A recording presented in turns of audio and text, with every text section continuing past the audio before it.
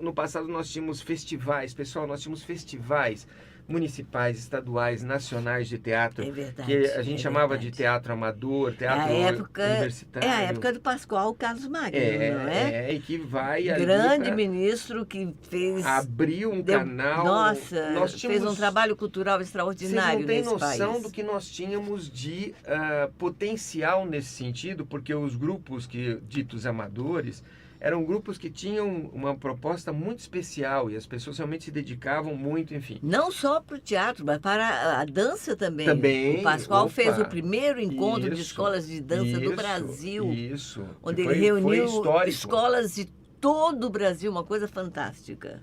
Foi maravilhoso. E aí, na faculdade que eu fazia, existia o Festival Municipal, Estadual e Nacional de Teatro das universidades.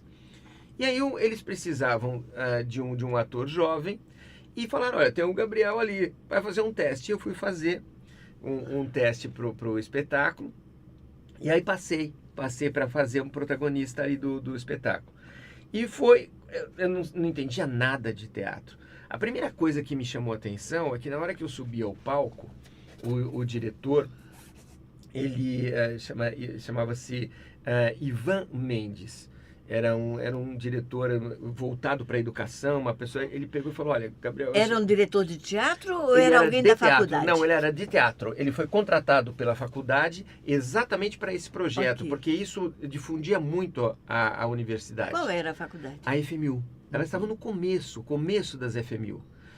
E eu fazia FMU e fazia PUC, enfim, uma longa história. Mas, de qualquer maneira, era na FMU. E aí, na FMU, participamos do festival municipal. Acabei ganhando ali um prêmio como melhor ator. Uai, na estreia? Na estreia. Aí, fomos para o estadual. Aí, o espetáculo ganhou e eu ganhei. E aí, fomos para o nacional. E no Festival Nacional... Que foi aonde? Que foi em Brasília. Geralmente era em Brasília. Em Brasília. No Santoro. Lembra o teatro Rodrigo, acho que é Santoro, mas se chamava de Santoro, que é o maior teatro ali Eu me do apresentei Conjunto no Teatro Nacional. É o Nacional. É o Nacional? porque Eu só ele tem conhecia duas como salas. Teatro Nacional. Mas é no Nacional, na sala grande mesmo, aquela imensa exato, que a gente enxerga grande, a pessoa desse tamanho. E aí fomos para o Nacional e eu ganhei. E como prêmio, eu ganhei uma bolsa de estudos para estudar teatro na Royal School.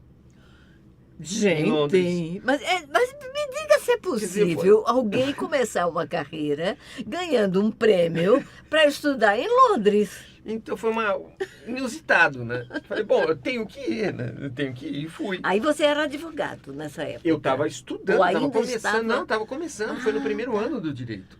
Uau! Foi no primeiro ano. Aí eu já tranquei, fui... Não, eu sou meio Caxias, tudo aquilo que eu começo eu quero terminar. Eu não consigo começar nada e deixar pela metade. E aí eu fui para Londres.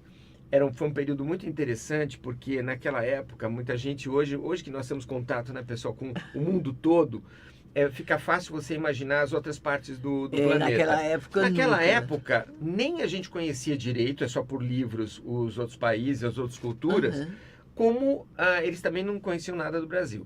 E quando eu cheguei na Royal School, o primeiro embate que eu tive, além, obviamente, de falar um inglês macarrônico, foi... Você já falava inglês fluentemente? E eu não falava inglês fluentemente, eu gostava de ler e buscava, sempre gostei muito de estudar línguas, a raiz das línguas, dos idiomas e tal, mas não tinha exercício nenhum. Eu me preparei durante um pequeno tempo só para poder ali, porque lá nós tínhamos um tradutor para o espanhol, um hispânico que cuidava de todos os latinos que iam para a Royal School. Mas eu queria também falar um pouco da língua, entender. E quando eu cheguei ali... Você falava espanhol? Eu falava um pouco. Para mim, espanhol sempre foi muito fácil. Sempre o espanhol foi uma coisa muito próxima desde que eu nasci. Para mim, o espanhol era muito... Ouvia e entendia. Tinha gente que não entende, né? Eu entendia com muita facilidade. Você tinha convivência? Nenhuma. Nenhuma. Engraçado, né? O inglês ele foi um pouco mais difícil. Eu tinha uma facilidade muito grande para o francês. Na escola... É porque francês a gente estudava Então, é isso que eu ia dizer. A gente estudava na escola, comecinho. que a minha escola, como era muito ruim em termos de idioma, era muito ruim. eu não entendia o porquê que a gente aprendia, porque nada acontecia em qualquer outro idioma no Brasil, tudo era em português.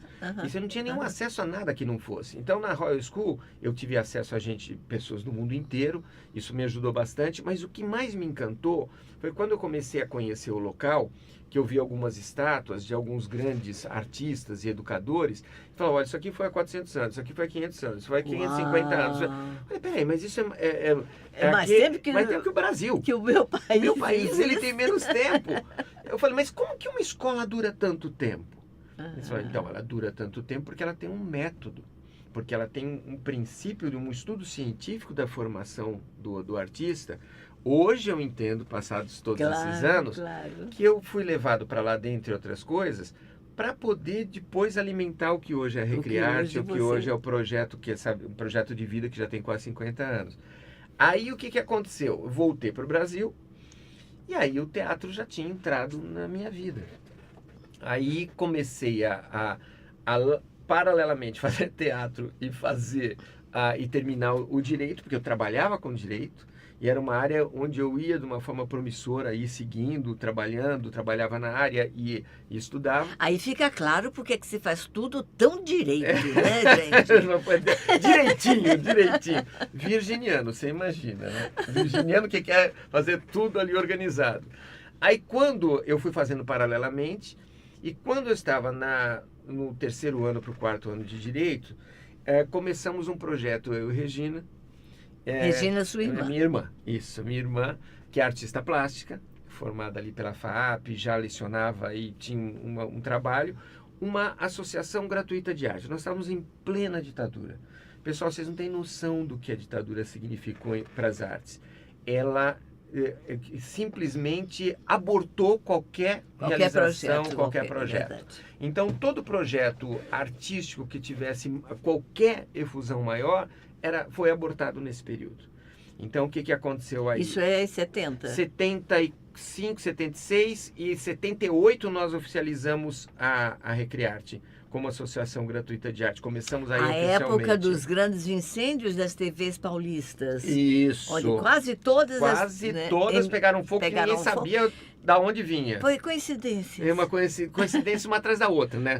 Como os teatros que pegavam fogo, como os teatros, como a PUC. Ou eram invadidos pelos CCCs, era muito sério, né? Era muito sério. Onde o artista era espancado no meio da rua. No meio da rua, e qualquer artista, ele já existia, já se preconizava de que esse artista ele teria alguma coisa de irregular e subversivo. Ele era subversivo. Afinal de contas, ele ensinava as pessoas a pensar. Tem coisa mais perigosa? É perigosíssimo, né? O teatro, se vocês observarem hoje, é legal a gente observar o quanto há um poder subliminar que tenta fazer as pessoas pararem de pensar. Com certeza. E o teatro, ele é a estrutura dentro das artes ali, que faz com que você tenha insights sequenciais e crescentes e transformadores. Desenvolve teu senso crítico, teu pensar. Exatamente. Faz você buscar mais. Isso. Né? Esse é o grande significado e sentido.